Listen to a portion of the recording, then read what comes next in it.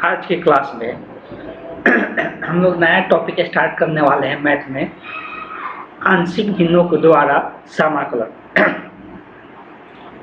आंशिक भिन्नों का समाकलन क्या होता है उसके बारे में हम लोग समझने वाले हैं। सबसे पहले हेडिंग डालना है आंशिक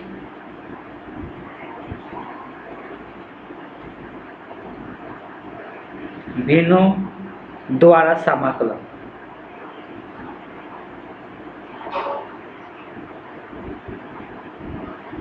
तो अगर हम लोग बात करते हैं आंशिक भिन्न का समाकलन के बारे में, तो हम लोग को ये पता होना चाहिए कि आंशिक भिन्न होता क्या है। इंग्लिश में हम लोग कहेंगे integration by partial fraction. Partial fraction इसका कुछ फॉर्म होता है जिसके बारे में हम लोग समझने वाले हैं। आंशिक भिन्न का मतलब होता है परिमेय। तो परिमेय फलन रहता है, तो उसको कैसे हम लोग दो भिन्न में तोड़ सकते हैं, इसको हम लोग समझने वाले हैं। जैसे एक नंबर, अगर इस पर ये तभी वर्क करेगा जब, इस बात को ध्यान देना है, जब हमेशा ऊपर का घात, जो ऊपर में पॉलिनोमियल रहेगा, बहुपद रहेगा, और नीचे वाला जो बहुपद रहेगा, तो नीचे वाले बहुपद का घात हमेशा क्या होना चाहिए, अधिक होना चाहिए। ऊपर वाला बहुपद का घात जो होना चाहिए वो हमेशा कम होना चाहिए। यहाँ पर देख सकते हैं नीचे में x गुना होगा तो नीचे का घात 2 है, ऊपर का घात कितना है, 1 है। तो यहाँ पे हम पार्शियल फ्रैक्शन अप्लाई कर सकते हैं। अब यहाँ पे नीचे में क्या है, दो रैखिक गुना में, दो रैखिक बहुपद क्या है, गुना में। जब इस तरह से रहेगा तो इसको इस फॉर्म पे लिख सकते हैं a/x - a। जब भी रैखिक रहेगा तो ऊपर में कोई घात x वगैरह का चर नहीं आएगा, सिर्फ अचर पद आएगा, और b/x - b लिख सकते हैं। तो ये एक तरीका हो गया इसको तोड़ के लिखने का, और फिर तुलना करके कंपेयर करके हम लोग a और b का मान निकाल लेते हैं, और फिर इसका आसानी से इंटीग्रेशन कर लेते हैं। तो ये एक पहला तरीका हुआ। दूसरा है कि अगर ऊपर में रैखिक है, ऊपर में रैखिक रहे या कुछ भी रहे, ध्यान ये देना है कि नीचे का घात हमेशा अधिक होना चाहिए। तो इसको अगर तोड़ेंगे तो इसका घात कितना आएगा, 2 आएगा, ऊपर में घात 1 है। यहाँ पर एक ही रैखिक बहुपद का स्क्वायर है। जब इस तरह से रहेगा तो इसको भी हम लोग 2 के रूप में तोड़ सकते हैं। एक में x - a लिखाएगा और प्लस में b में एक में x - a के द होल स्क्वायर लिखाएगा। देख सकते हैं ऐसा इसको तोड़ा जाता है कि फिर दोनों का एलसीएम लेने के बाद यही आएगा, यहाँ पर भी दोनों का एलसीएम लेने के बाद यही आएगा। ठीक, इसलिए कि यहाँ पर एलसीएम कितना आएगा, x - a और x - a के द होल स्क्वायर का एलसीएम हमेशा क्या आएगा, x - a के द होल स्क्वायर ही आएगा। तो ये हम लोग 2 तरीका देखे, जब रैखिक रहेगा तब।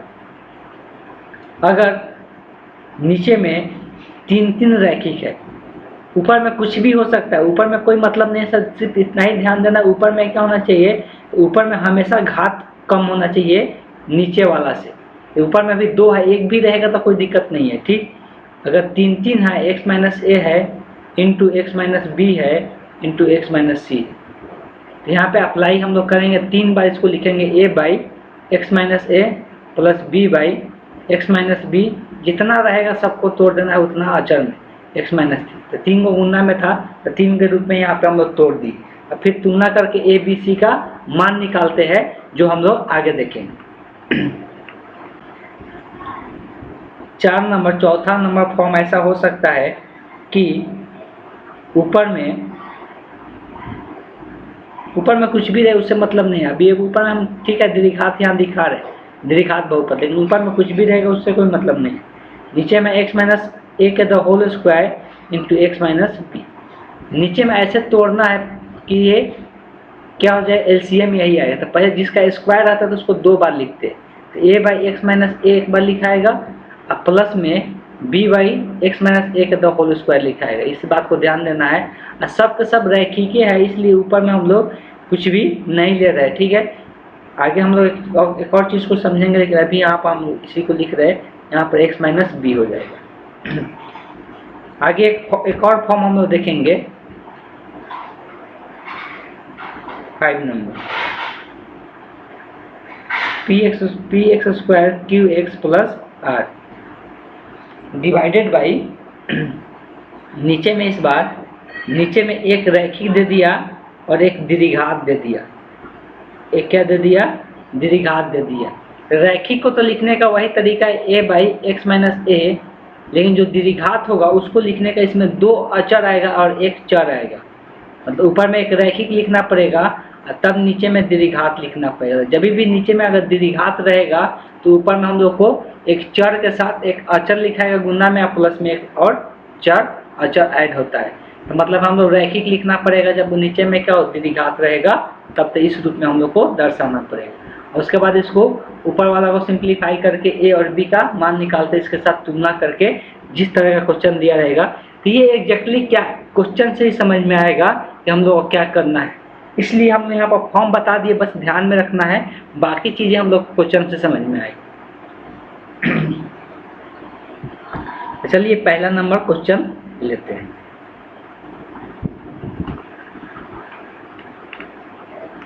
थोड़ा सा इसको अलग अलग तरीका से समझने की कोशिश करेंगे। तो उदाहरण अगर बात करते हैं, सभी कोई देखेगा उदाहरण 11। उदाहरण 11 दिया हुआ है 1 by x plus 1 into x plus 2 into D x. नीचे में देख सकते हैं 2 रैखिक है, तो पहले इसको अलग से पार्शियल फ्रैक्शन में अभी चेंज करेंगे। ठीक, इसको अलग से हम लोग लिखेंगे, बाद में हम लोग इंटीग्रेशन के जगह इसके जगह पर उसको लिखेंगे। अभी हम लोग पढ़े कि 2 नीचे में रैखिक रहेगा, इसको a बट्टे x plus 1 plus b by x plus 1 x plus 2 के रूप में लिख सकते हैं। अब इसको हम लोग को a और b का मान निकालना रहता है, तो इसके लिए हम लोग तुलना करते हैं। तो पहले नीचे वाले यहाँ पर जैसे वैसे अभी रहने देंगे, इसको हम यहाँ पे x प्लस 2 इसका एलसीएम लेंगे, तो एलसीएम यहाँ पर सेम ही आएगा, पहले ही बताए थे। सेम नहीं आएगा इसका मतलब हम गलत लिख रहे हैं। यहाँ पर दोनों का गुणनफल इसका एलसीएम होगा, तो ये इससे कट जाएगा, तो क्या हो जाएगा a इंटू एक्स प्लस 2 हो जाएगा, और x प्लस 2 से कट जाएगा तो b इंटू एक्स प्लस 1 हो जाएगा। अब यहाँ पर नीचे नीचे दोनों सेम है, तो ये क्या हो जाएगा कट जाएगा, तो इधर बचेगा 1, और इसको अगर हम लोग गुना कर देते हैं तो ax प्लस 2a, यहाँ पर आ जाएगा bx प्लस b। अब इधर क्या करना है कि x वाले पद को एक साथ लिखना है और अचर वाले पद को एक साथ लिखना है। यहाँ 1 बराबर x वाला ये है और ये है, दोनों एक साथ करेंगे तो a प्लस बी इंटू इसको x लिख सकते हैं, x कॉमन कर लेंगे, अचर वाला क्या होगा a प्लस बी होगा। अब यहाँ ध्यान ये देना है, ध्यान क्या देना है कि इस लेफ्ट हैंड साइड में देखना है, सिर्फ यहाँ पे क्या है अचर पद है, चर वाला पद है क्या? नहीं है। इसका मतलब x प्लस a यहाँ पर इसका पद नहीं है, इसका मतलब x प्लस a किसके बराबर होगा? 0 के बराबर होगा। x वाला पद तो दिया नहीं है, इसका मतलब a प्लस b का मान क्या होगा? 0 के बराबर होगा। समीकरण 1 करना है, और ये अचर वाला पद है, तो अचर पद यहाँ पर 2a प्लस b है। इधर बात करेंगे तो अचर पद कितना है? 1 है, तो ये 1 के बराबर होगा। यहीं पर 2 समीकरण बना, यही दोनों समीकरण को हल करके क्या करना है? a और b का मान निकालना है। जैसे कि हम लोग 10 क्लास में x और y का मान निकालते थे, तो बहुत सारा तरीका होता है निकालने का, या तो प्रतिस्थापन विधि होता है, या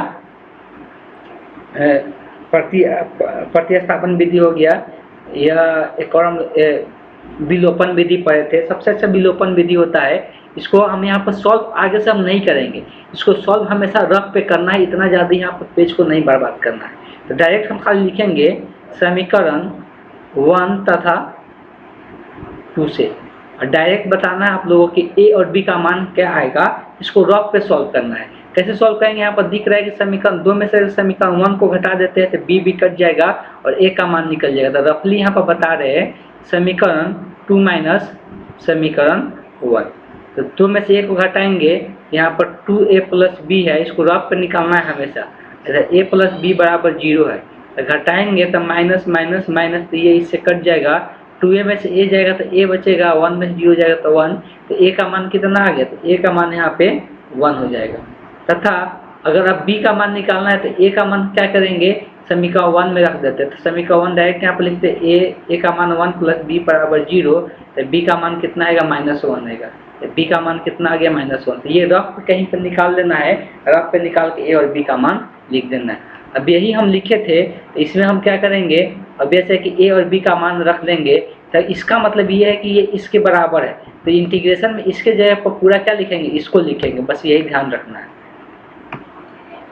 तो इंटीग्रेशन हम लोग करना था 1/x+1 इंटू x+2 था, यही था ना, इंटू dx। फिर से एक बार देख लेते हैं, ठीक।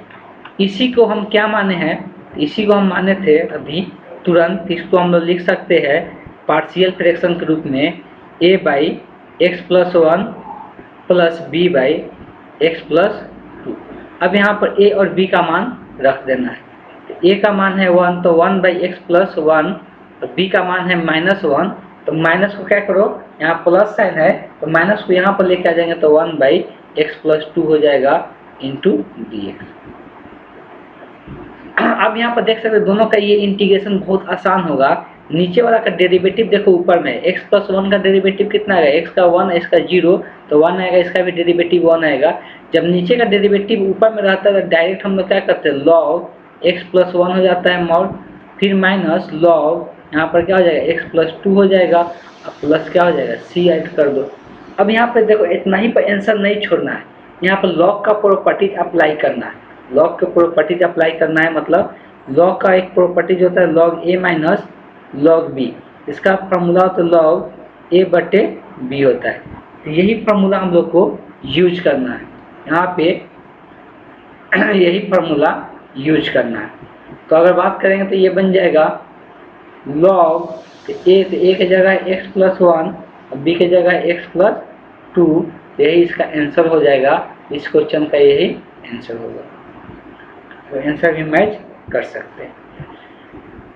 तो इस तरह से पार्शियल फ्रैक्शन में चेंज करके हम लोग आंसर को निकालेंगे। चलिए आगे बात करते हैं कि किस प्रकार से इसको और कोई दूसरा तरीका सोच सकते हैं क्या। देखो हम सोचवाते हैं कैसे। क्वेश्चन क्या था, फिर से एक बात है, मेथड 2 लिखते हैं। ये कुछ क्वेश्चन में आसानी से हेल्प करेगा, इस बात को ध्यान देना है। बहुत सारे क्वेश्चन में सोचते रह जाएंगे, पता नहीं चलेगा, लेकिन बहुत सारे क्वेश्चन में ये हेल्प करेगा। तो 1 बटे था x+1 into x+2 into dx। सबसे पहला का क्या करना है कि इसको पार्शियल फ्रैक्शन में चेंज करने के लिए डायरेक्ट से चेंज करेंगे। तो ऊपर में क्या करना है, ऊपर में जैसे मन है वैसे, 2 को दिया हुआ है ना, x+1 x+2, तो हमेशा दोनों को लिखना है। ज़्यादा ट्राई करना है, जो 12 वाला होगा उसको पहले लिख लेना है। यहाँ पर x+1 लिख लेते हैं।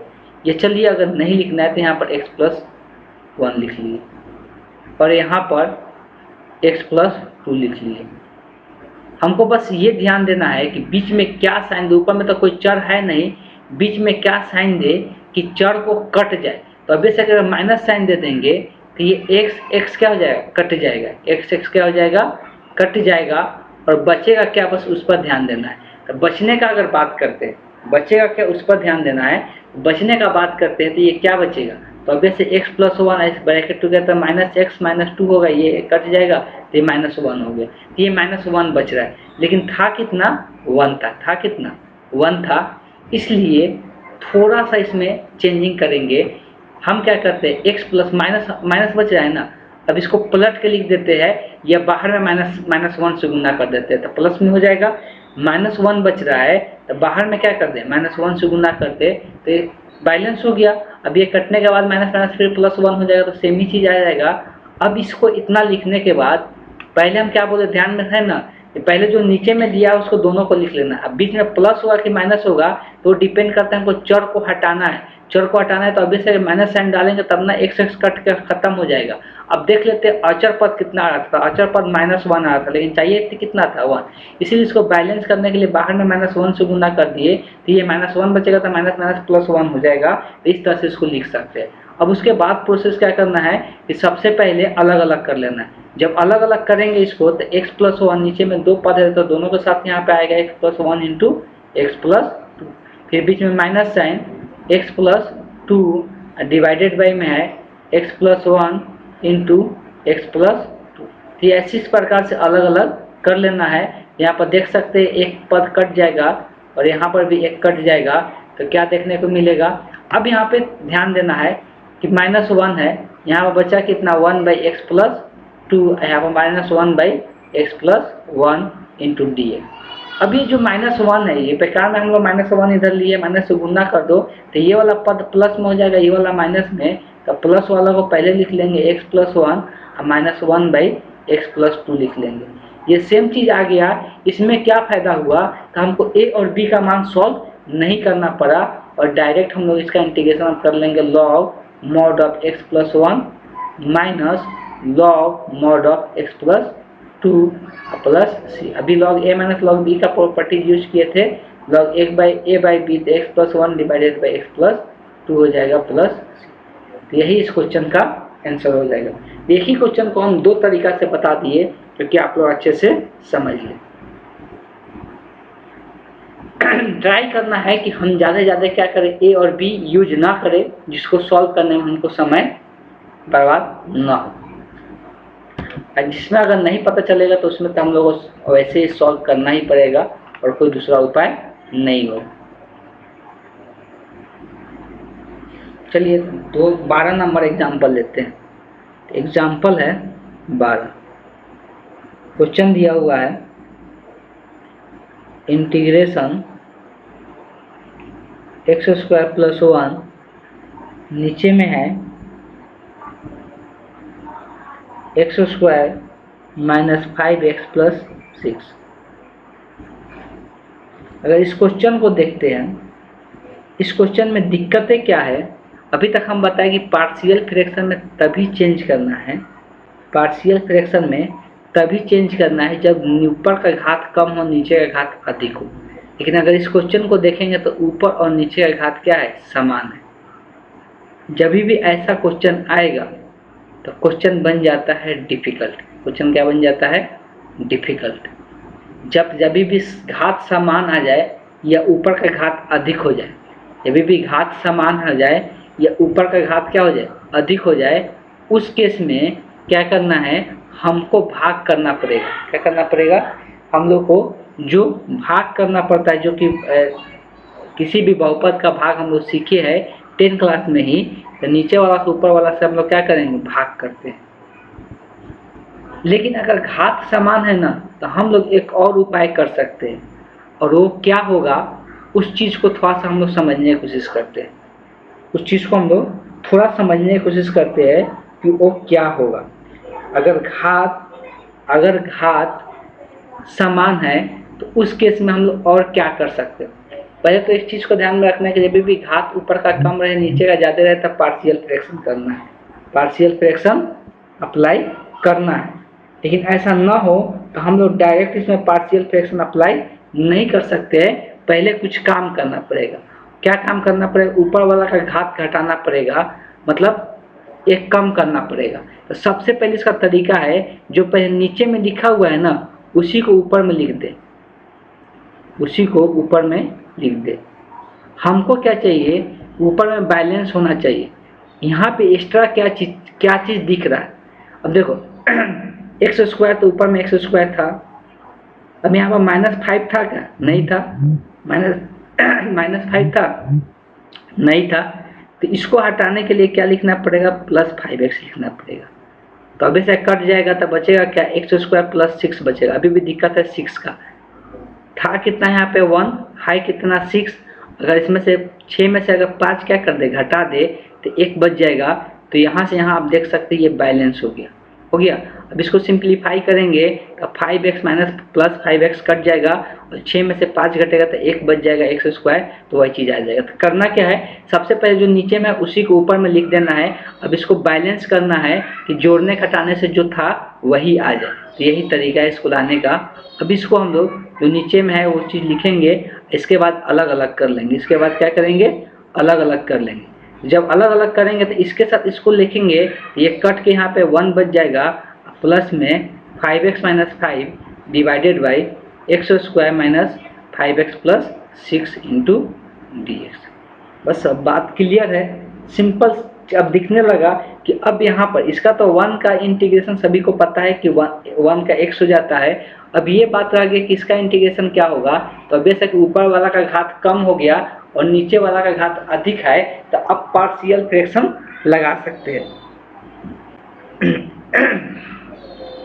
लेकिन पार्शियल फ्रैक्शन लगाने जाते हैं तो सबसे पहले इसको क्या करना, हमेशा दो रैखिक गुना के रूप में चेंज करना। कोई भी द्विघात बहुपद होता है तो उसको दो रैखिक बहुपद के गुणनफल के रूप में चेंज कर सकते हैं, मतलब इसका गुणनखंड कर सकते हैं। द्विघात बहुपद को गुणनखंड करके रैखिक में बदल सकते हैं। तो यहाँ पर वही काम करना है, इसको हम लोग रैखिक का पहले गुणनखंड करेंगे। तो 1 + 5x - 5, चलिए गुणनखंड पर चलते हैं। तो गुणनखंड करने का तरीका होता है कि बीच वाला दो पदों में इसको तोड़ते हैं, जिसका गुणनफल यहाँ और यहाँ का गुणनफल के बराबर रहता है। यहाँ पर 1 यहाँ पर 6 है, तो 6 आना चाहिए गुणा करके, जोड़ने पर -5 आ जाती है। अभी से -3 - 2 ले लेते हैं, तो गुणा करके -2 -3 को गुणा करेंगे तो 6 आ जाएगा, और जोड़ने पर -5 आ जाएगा +6। तो इसको 4 पदों में क्या कर देते हैं, बदल लेते हैं। 4 पदों में बदलने के बाद कौन सा काम करते हैं, 4 पदों में बदलने के बाद उसमें से पहला 2 पदों में से जो कॉमन होता है उसको कॉमन करते हैं। तो 5x - 5, अब यहाँ पर बात करेंगे तो क्या कॉमन होगा, x कॉमन होगा तो यहाँ पर बचेगा x - 3। इसमें से क्या कॉमन होगा, -2 कॉमन होगा तो यहाँ पर भी बचेगा x - 3 × dx। फिर इसको अलग अलग करते हैं, तो 1 + 5x - 5 डिवाइडेड बाई ये बन जाएगा x - 2 × x - 3। x - 3 कॉमन हो जाएगा तो x - 2 बचेगा। तो ये आ गया रैखिक बहुपद के रूप में। सबसे पहले यहाँ पर दिख रहा है कि 5 कॉमन हो जाता है, तो 5 पहले कॉमन करके हटा देते हैं, थोड़ा सा आसान बनेगा।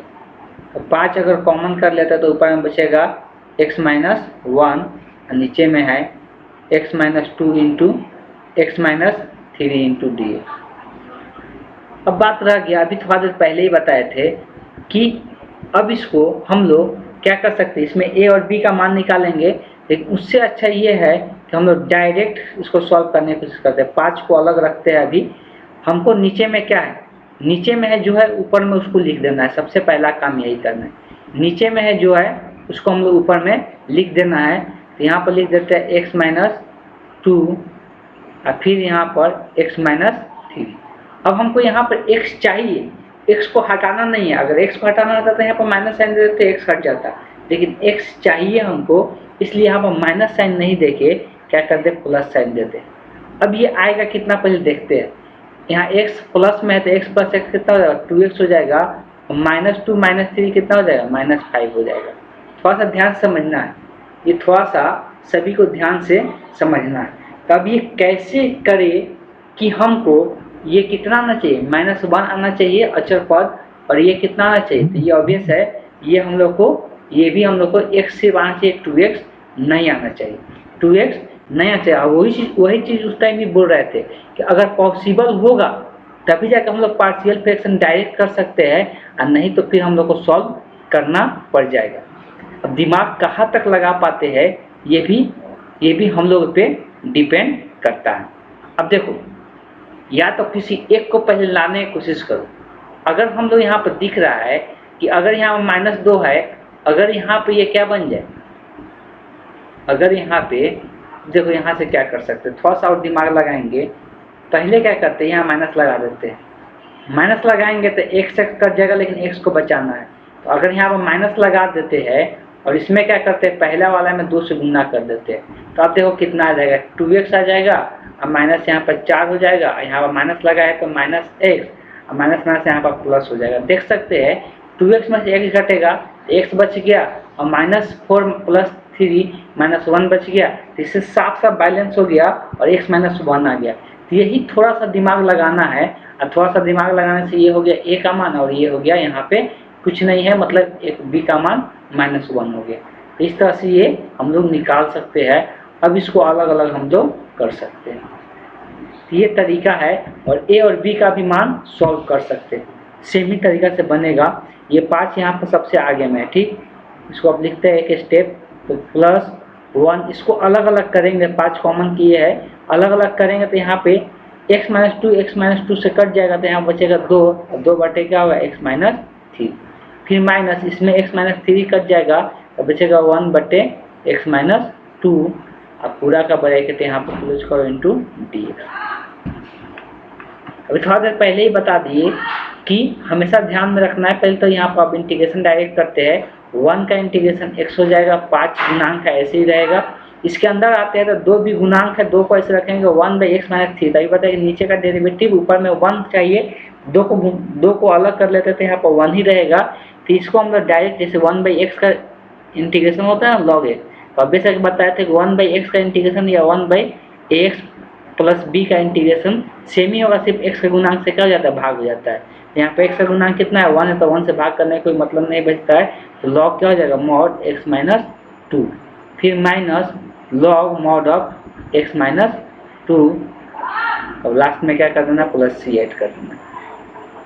पहले हम लोग यहाँ पे क्या करते हैं लॉग का प्रॉपर्टी यूज कर ले, 2 आगे में है गुना में, हमको पता है कि ये घात में चला जाता है, एक्स माइनस 2 पे क्या हो जाएगा होल स्क्वायर माइनस लॉग, अब यहाँ मॉड नहीं दे रहे इसलिए कि स्क्वायर हो गया तो ऑलरेडी ये पॉजिटिव संख्या है, अब पॉजिटिव नंबर है तो स्क्वायर की कोई ज़रूरत नहीं है, स्क्वायर की कोई ज़रूरत नहीं है, इस बात को ध्यान देना है। तो अगर यहाँ पर बात करते तो ये हो जाएगा x माइनस 2 हो जाएगा, मॉड लिखना चाहते लिख सकते हैं, ऐसे मॉड का कोई ज़रूरत अब नहीं है, प्लस सी x प्लस 5, अब log a minus log b का प्रॉपर्टी जब भी थोड़ा देर पहले ही लगाए थे, log a minus log b का प्रॉपर्टी से हो जाएगा x माइनस 2 के द होल स्क्वायर, अच्छा यहाँ पे कुछ गलत लिखे आएगा, ये x माइनस 3 होगा ना, x माइनस 3 के the whole square divided by x minus 2 अब प्लस c हो जाएगा, यही इस क्वेश्चन का आंसर हो जाएगा। आंसर भी हम लोग मैच कर सकते हैं 12 नंबर का, x माइनस, अच्छा यहाँ पे माइनस साइन दिखा है, कहाँ गए, अरे ठीक है, ये क्या किया है खाली गुना करके छोड़ दिया, इसको इतना सिंप्लीफाई नहीं किया गया है, 5 गुना कर 10 और इसमें माइनस 5 से गुना कर दिया गया, तो गुना करके छोड़ देंगे, वो भी आंसर सही है। अब अगर यहाँ पे हमको अलग से a और b का मान निकाल कर सॉल्व करना पड़ता तो वैसे भी कर सकते थे, नहीं होगा तो अगले क्लास में हम यहाँ पे उस मेथड से भी करा देंगे, लेकिन ऐसे भी सीखने की कोशिश करना है। चलिए 14 नंबर जो है या 13 नंबर जो है उसके बाद उस मेथड से करा देंगे, a और b का मान फाइंड आउट कैसे किया जाता है उस मेथड से करा देंगे। तो आज की क्लास को हम यहीं पे एंड करते हैं, नेक्स्ट क्लास में हम लोग अगला क्वेश्चन करेंगे।